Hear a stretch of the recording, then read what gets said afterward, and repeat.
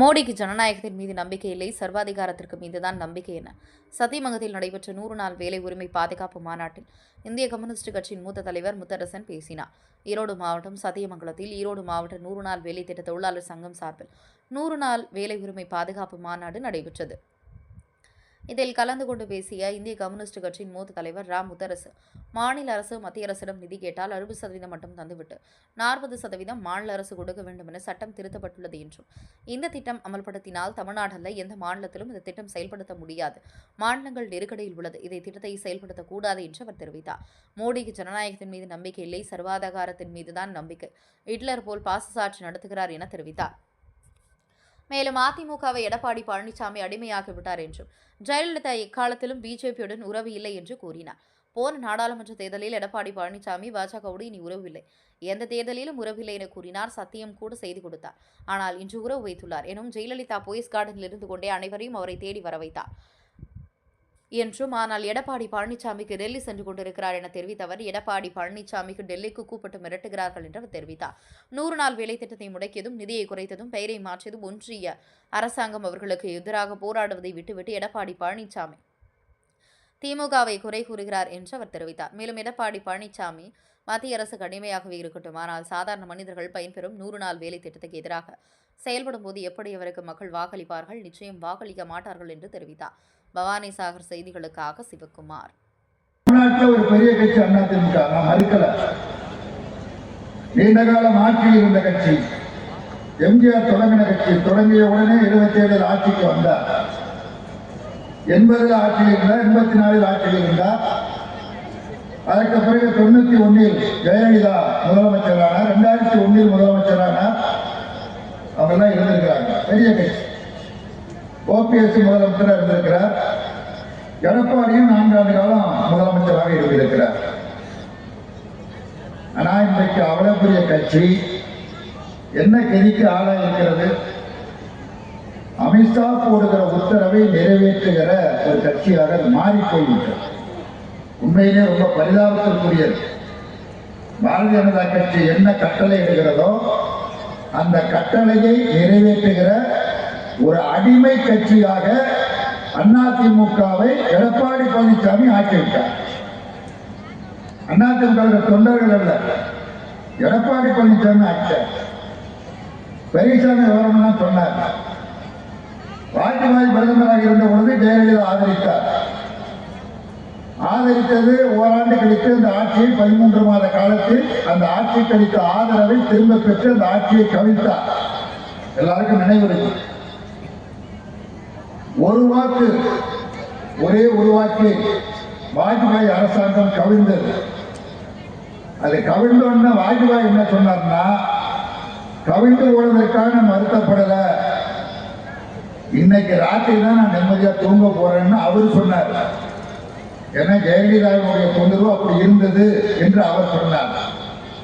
ஜெயலலிதா என்ன சொன்னாங்க, இனி எக்காலத்திலும் பிஜேபியோட உறவு இல்லை என்று அந்த அம்மா சொன்னாங்க. போன நாடாளுமன்ற சென்ற 2024 நாடாளுமன்ற தேர்தலில் அண்ணன் எடப்பாடி பழனிசாமி என்ன சொன்னார், பாஜகவோடு இனி உறவு இல்லை, இந்த தேர்தலில் மட்டுமல்ல இனி எந்த தேர்தலிலும் உறவு இல்லை சத்தியம் செய்து சொன்னார். ஆனா இன்னைக்கு உறவு வச்சிருக்கிறார். உறவு வைத்திருப்பது மட்டுமல்ல, டெல்லிக்கு அடிக்கடி போறார். ஜெயலலிதா போயஸ் கார்டன் வீட்டில் இருந்து கொண்டே அத்தனை பேரும் இங்கே வரவழைத்தார். இவர் டெல்லிக்கு போயிட்டு இருக்கார். டெல்லியில கூட்டிட்டு மிரட்டுறாங்க. முதல் சந்திப்பில், நான் சொல்லுவதெல்லாம் கற்பனை அல்ல, டெல்லிக்கு இவரை கூட்டாக போனார். இங்கே சட்டமன்றம் நடைபெற்றுக் கொண்டிருந்தது. அதில் பங்கேற்காமல் எதிர்கட்சிகளும் டெல்லிக்கு போனார். பத்திரிகையாளர்கள் கேட்டாங்க, எங்கெங்க வந்திருக்கீங்க? டெல்லிக்கு எங்க கட்சி ஆஃபீஸ் கட்டி இருக்குது, அதை நான் பார்க்கறதுக்கு வந்தேன்னாரு. அப்புறம் நடுராத்திரில அமித்ஷா வீட்டுக்கு போனார். அமித்ஷா ஒன்றும் சொல்லலை, 2 ஃபைலை தூக்கி முன்னாடி வச்சார். அவ்வளவுதான், 2 ஃபைல் அதை தூக்கி முன்னால வச்சார் எடப்பாடி முன்னாடி. இதை வச்சுட்டு என்ன சொல்ற, அவ்வளவுதான். அர்த்தம் என்னன்னு உங்களுக்கு புரியும். அதுக்கு பிறகு வேற ஒன்றும் இல்லை. அவருடைய உறவினர் வெற்றி சோதனை பெற்று அதுக்கு பிறகு சரி என்ன இலவாக்கம் என்று போங்க, அது எனக்கு பிரச்சனை இல்லை. அடிமையா இருங்க, அதை பற்றி எனக்கு பிரச்சனை இல்லை. சாதாரண மக்கள், ஏழை மக்கள், எளிய மக்களுக்கு, கிராமப்புறத்தில் இருக்கிற பெண்களுக்கு, கிராமப்புறத்தில் இருக்கிற முதியவர்களுக்கு எந்த வேலையும் இல்லாத ஒரு சூழலில் இந்த 100 நாள் வேலை திட்டம் கை கொடுத்தது.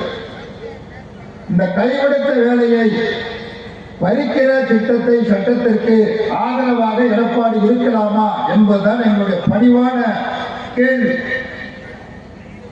உங்கள் மனசாட்சி பேச வேண்டும் என்று எங்களுடைய அன்பான வேண்டுகோள்.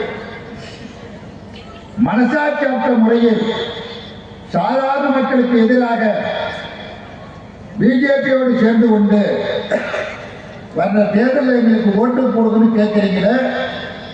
எந்த அர்த்தத்தில் நீங்க கேட்கறீங்க? எப்படி ஓட்டு போடுவார்கள்? இதை நீங்கள் தீர்மானித்துக் கொள்ள வேண்டும். நான் நிறைவு செய்ய விரும்புகிறேன். திராவிட முன்னேற்ற கழகத்தின் தலைமையில் மதச்சார்பற்ற முற்போக்கு கூட்டணி ஏற்கனவே அது பலம் பொருந்திய அணி. அது மேலும் மேலும் ஒவ்வொரு நாளும் பலம் பெற்றுக் கொண்டு இருக்கிறது. 22 கட்சி இருக்கு. 22 கட்சியையும் பேச்சுவார்த்தை நடத்தி முடிக்கணும். நேற்றான் காங்கிரஸ் கட்சியோட பேச்சுவார்த்தை நடைபெற்று 28 சட்டமன்ற தொகுதிகள், ராஜ்யசபா ஒரு தொகுதி என்று நேற்று உடன்பாடு ஆகியிருக்கிறது. இந்திய யூனியன் முஸ்லீம் லீக்கோடு உடன்பாடு ஆகியிருக்கிறது. மனிதநேய மக்கள் கட்சியோடு உடன்பாடு ஆகியிருக்கிறது. மற்ற ஏனைய கட்சிகளோடு பேசி உடன்பாடு செய்ய வேண்டும். இப்படிப்பட்ட ஒரு நெருக்கடியான நிலையில் நாம் இங்கே சந்தித்துக் கொண்டு இருக்கிறோம். எனக்கு முன்னர்